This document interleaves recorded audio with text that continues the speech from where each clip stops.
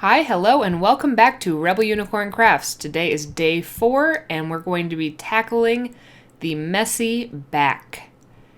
This is a simple trick for helping to reduce the amount of mess that you get on the back of your fluid paintings.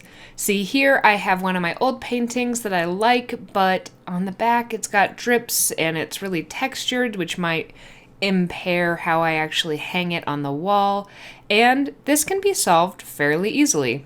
To reduce the drips on the back, all you want to do is put some masking tape along the back side of the canvas before you start your painting.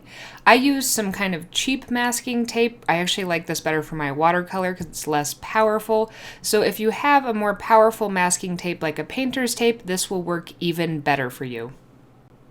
Place the tape on the back, press it down, and then do your fluid painting as normal. I demonstrated this by taping the back of one and not taping the back of the other while I was doing this test, so that after this painting is done, we can flip them over when they're dry and see.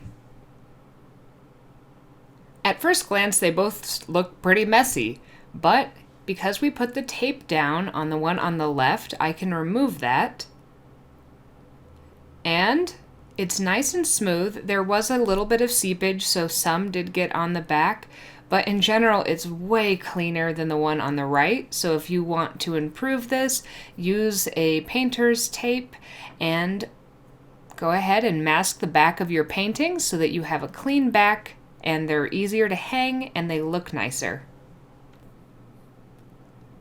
Thank you so much for watching. I hope that this tip was helpful for you. If you have any other tips, feel free to share them in the comments below with me, or share any of your art or art tips with me through Instagram at Rebel Unicorn Crafts or at Lacey Walker Art. I hope you have a magically creative day.